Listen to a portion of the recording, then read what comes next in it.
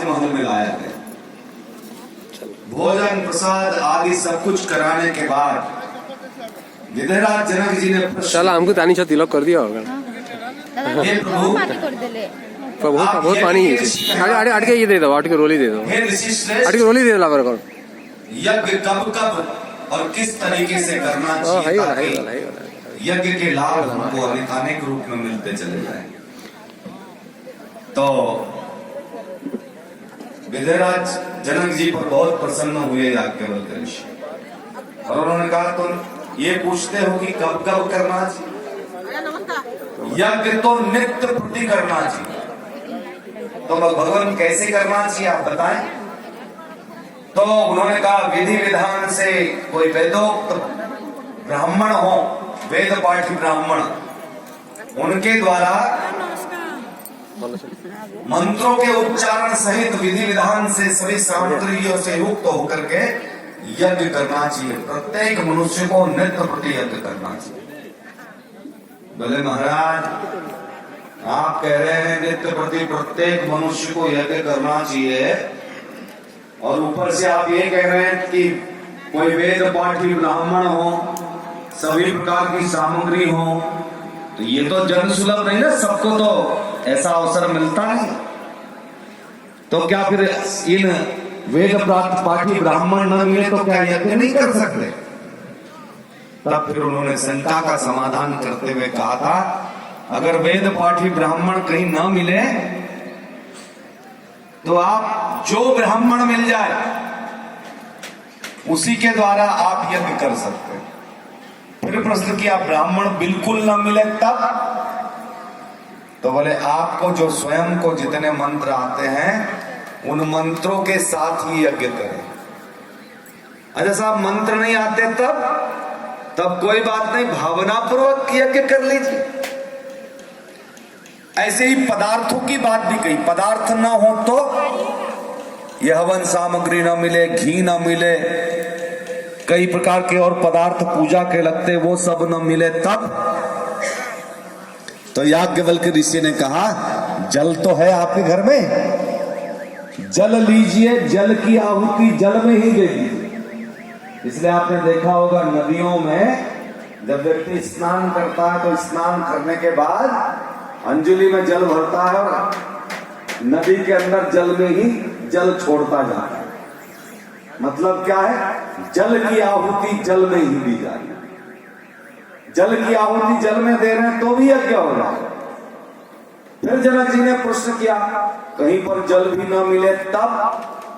तो बोले मिट्टी तो मिलेगी, मिट्टी का एक छोटा सा चबूतरा बना लो और उसी मिट्टी को, जो पवित्र मिट्टी है, उसको इकट्ठा करो और मिट्टी लेकर के मिट्टी के चबूतरे पर ही आहुति कर दो, लेकिन यज्ञ रोज करो। साहब हम एरोप्लेन में यात्रा कर रहे हैं, वहां ना तो पानी है, न वहां मिट्टी है, ना कोई पदार्थ है। तो याज्ञवल्क्य ऋषि ने कहा हृदय रूपी कुंड बना लो, भावना रूपी आहुतियां बना लो और बस दिव्य आसन में बैठ जाओ, चाहे पद्मासन लगा लो, सुखासन लगा लो, पालथी मार करके बैठ जाओ, चाहे सिद्धासन लगा लो और बस भाव में डूब जाओ। ये हृदय रूपी कुंड प्रज्वलित है, भावना रूपी आहुतियां उसमें डल रही है। मन ही मन मानसिक रूप से गायत्री मंत्र बोला और स्वाहा इदम गायत्र इदम नमः, भावना का, हृदय का कुंड, भावना की आहुति, लेकिन यज्ञ नित्य प्रति करो। यज्ञ के बगैर किसी मनुष्य को नहीं रहना चाहिए, लेकिन हो सकता है बगैर पदार्थ की किसी की भावना उतनी ऊंची ना बने तो फिर परम पूज्य गुरुदेव वेद मूर्ति तपोनिष्ठ युग ऋषि व्यास ने कहा कि आप कम से कम समय लगा करके यज्ञ कर सकते हैं, और वो विधा दे दी परम पूज्य गुरुदेव ने।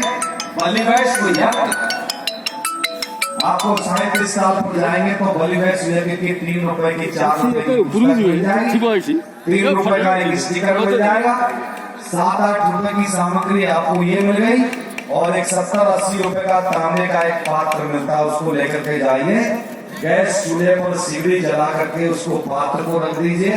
जो पहली रोटी बनी है पवित्रता के साथ उसको बारीक कर लीजिए, उसमें थोड़ा सा गुड़ घी मिलाइए और 5 आहुतियां यज्ञ भगवान को गैस स्टोव के चूल्हे के ऊपर समर्पित कर दीजिए। गायत्री परिवार के कर्मठ कार्यकर्ता भाई बहन बलिवैश्व यज्ञ को भली प्रकार जानते हैं। आप भी उस विधा को सीख जाइए, आपके घर में भी नित्य प्रति यज्ञ होगा। और यजुर्वेद में वर्णन है, जिन घरों में नित्य प्रति यज्ञ होता है उन घरों में कभी अकाल मृत्यु नहीं होती। जिन घरों में नित्य प्रति यज्ञ करते हैं उनके घर परिवार के सदस्यों के ऊपर किसी दूसरे के द्वारा किया गया जादू टोना टोटका किसी प्रकार से कोई काम नहीं करता। जिन घरों में नित्य प्रति यज्ञ होता है उन घरों के परिजनों को, उनके घर के सदस्यों को कभी भूत प्रेत बाधा नहीं सताया करता। और ऋषियों ने बहुत कुछ रिसर्च करी और हम आप सबको यज्ञ जैसी विधा देंगे। और परम पूज्य गुरुदेव कहते हैं इस यज्ञ की विधा के साथ 3 सूत्र जुड़े हुए हैं। सबसे पहला है देव पूजन। आप हम सब अभी थोड़ी देर के बाद में देव पूजन करने वाले। देव पूजन के बगैर यज्ञ नहीं होता। लेकिन परम पूज्य गुरुदेव कहते हैं देव पूजन कैसा? जैसा संसारी लोग करते वैसा। खूब ढेर सारी सामग्रियां जुटाई। जिसके पास में पैसे बहुत है वो आदमी मोटी मोटी